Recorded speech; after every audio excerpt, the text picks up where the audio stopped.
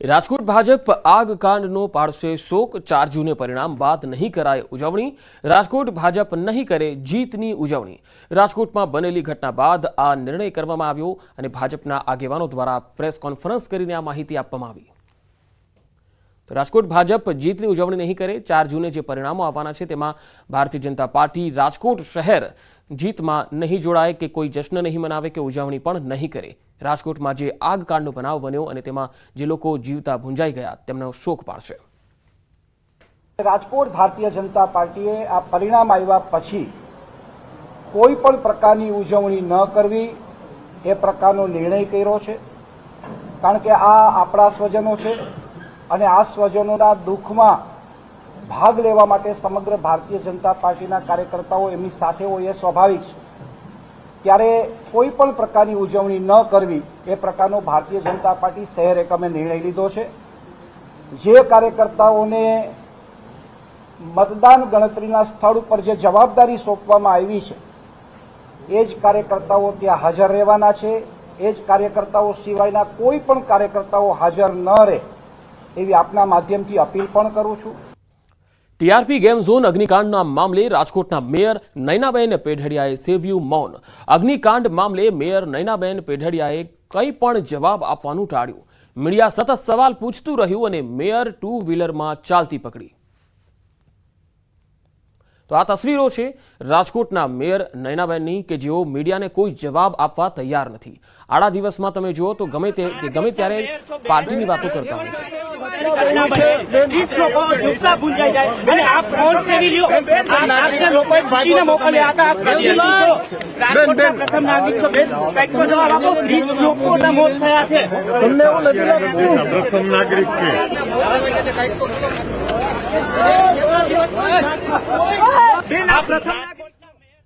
તો તમે જોયું કે મેયર કંઈ પણ જવાબ આપ્યા વગર 2 વ્હીલરમાં બેસીને ચાલતી પકડી। આ છે રાજકોટના પહેલા નાગરિક કે જેમને પોતાના નાગરિકો માટે કે નાગરિકો વતી કોઈ સવાલ પૂછે છે તો એનો જવાબ પણ આપવાની ફુરસદ નથી અને આવા મેયર રાજકોટને મળ્યા છે।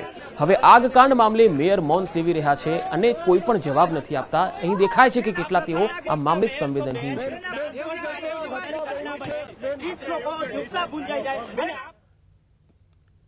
અમદાવાદના સાણંદમાં ભાજપના પૂર્વ તાલુકા પંચાયત પ્રમુખની દાદાગીરી જોવા મળી। મામલતદાર પર ઘાતક હથિયાર સાથે હુમલો કરવાનો પ્રયાસ કર્યો હતો। પૂર્વ પ્રમુખ અરવિંદસિંહ વાઘેલા સામે નોંધાઈ છે પોલીસ ફરિયાદ। મામલતદાર કચેરીએ હથિયાર સાથે અધિકારીને મારવા પહોંચી ગયા। મામલતદાર રેડ કરી વાહનો જપ્ત કરતા તેમણે વિરોધ કર્યો હતો। માધવનગર ખાતે જમીનમાં ગેરકાનૂની માટી ખોદકામની મામલતદારની કાર્યવાહી સામે ભાજપ નેતાનો હુમલાનો પ્રયાસ। સમગ્ર મામલો સીસીટીવીમાં કેદ થયો। હાલ પોલીસ ફરિયાદ થતા તાલુકા પંચાયતના પૂર્વ પ્રમુખ ભૂગર્ભમાં ઉતરી ગયા।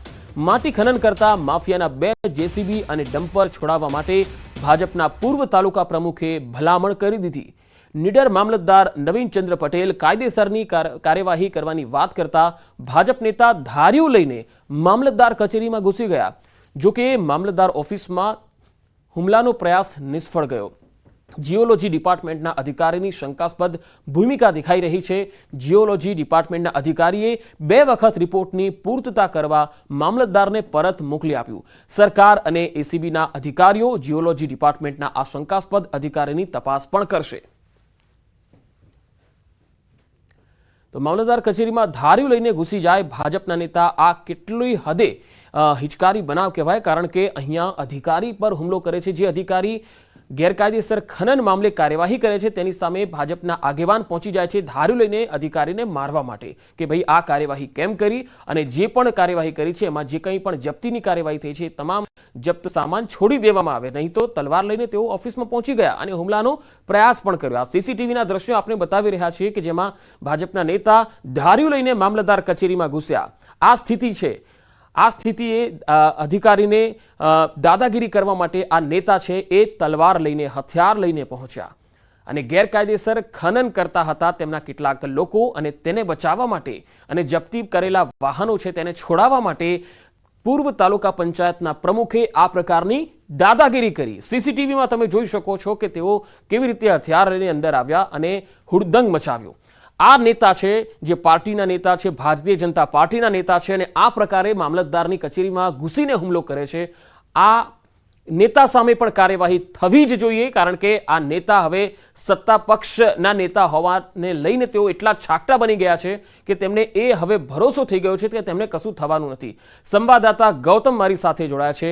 ગૌતમ, મામલતદાર પર હુમલાનો પ્રયાસ, અને એ પણ એટલા માટે કારણ કે એમણે કાયદેસરની કાર્યવાહી કરી. હવે આ મામલે ભાજપ નેતા સામે કોઈ કાર્યવાહી થઈ છે ખરી? ચોક્કસથી વાત કરવામાં આવે તો સાણંદના પૂર્વ તાલુકા પંચાયત ના જે પ્રમુખ જે છે તેમની દાદાગીરી સામે આવી છે. પૂર્વ પ્રમુખ અરવિંદસિંહ વાઘેલા જે છે તેમની સામે પોલીસ ફરિયાદ જે છે તે નોંધાઈ છે, અને પોલીસ ફરિયાદ એટલા માટે નોંધાઈ છે કે મામલતદાર કચેરી તો હથિયાર લઈને અધિકારીને મારવા માટે પહોંચ્યા હતા. મહત્વનું છે કે મામલતદાર રેડ કરવા માટે જે જમીનમાં પહોંચ્યા હતા, માધવનગર પાસે આવેલી જમીનમાં ગેરકાયદેસર માટીનું ખોદકામ ચાલતું હતું, અને તેમાં તેને રોકવાનો પ્રયાસ કરવા માટે મામલતદારશ્રીને કહેવામાં આવ્યું હતું, પરંતુ તે રોકકામ ન થવાના કારણે જે ભાજપના નેતા જે છે તે ઉગ્ર બન્યા હતા, અને તેમની દાદાગીરી જે છે તે સામે આવી હતી. મહત્વનું એ છે કે માટીકરણ કરતા માફિયાઓ જે જેસીબી અને ડમ્પર છોડાવવા માટે ભાજપના પૂર્વ તાલુકા પ્રમુખે અગાઉ ભલામણ કરી હતી, પરંતુ નીડર મામલતદાર નવીનચંદ્ર પટેલે કાયદેસરની કાર્યવાહી કરવાની વાત કરતા ભાજપના નેતા જે છે તે બગડ્યા હતા, અને તેઓ દારૂ લઈ અને મામલતદાર કચેરીમાં ઘૂસ્યા હતા. આ પ્રકારના સીસીટીવી જે છે તે પણ સામે આવ્યા છે. મામલતદાર ઓફિસમાં ન હોવાથી બચી ગયા હતા. જોકે હોત તો હુમલો પણ થઈ શકત એ પ્રકારની સ્થિતિ હતી. ભ્રષ્ટાચારની ભરપૂર તંત્ર વચ્ચે નોન કરપ્ટેડ અધિકારીના દમ પછાડા જે છે તે સામે આવ્યા છે, અને જીઓલોજી ડિપાર્ટમેન્ટના અધિકારી પણ શંકાસ્પદ ભૂમિકામાં હોય તે પ્રકારે સામે આવી રહ્યું છે. તમામ બાબતો સાથે મહત્વનું છે કે જે સ્વચ્છ છબી ધરાવતા જે મામલતદાર જે છે તે પોતાની કામગીરી કરવા જતા હતા, પરંતુ ક્યાંક દબંગાઈ જે છે તે સામે આવી છે, તેના કારણે આ પ્રકારની બાબતો સામે આવી છે, જેના કારણે હવે જે મામલતદાર જે છે તેને પોલીસ ફરિયાદ પણ નોંધાવી છે, અને હવે પોલીસ જે છે તે આગળ કાર્યવાહી કરશે. પરંતુ મહત્વનું છે કે જે વાઘેલા જે છે અરવિંદસિંહ વાઘેલા તેઓ ભૂગર્ભમાં બેસી ગયા છે. જી ગૌતમ, આભાર માહિતી આપવા માટે.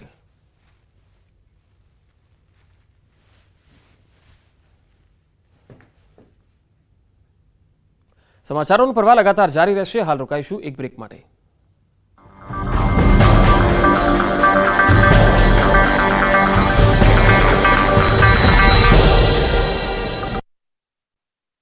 એક બાત તો માટે નહીં, આંધી વંટોળ અને વરસાદ માટે થઈ જજો તૈયાર. ગુજરાતમાં ચોમાસાનું કાઉન્ટડાઉન શરૂ થઈ ગયું છે.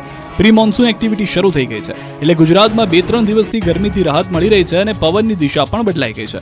હવે ગુજરાતમાં 3 દિવસ સુધી આંધી વંટોળ જોવા મળશે. 3 દિવસ સુધી 4 જિલ્લામાં ભારે પવન ફૂંકાશે. ગુજરાતના 4 જિલ્લામાં આંધી વંટોળની આગાહી હવામાન વિભાગે કરી છે. હવામાન વિભાગના કહેવા પ્રમાણે કચ્છ, બનાસકાંઠા,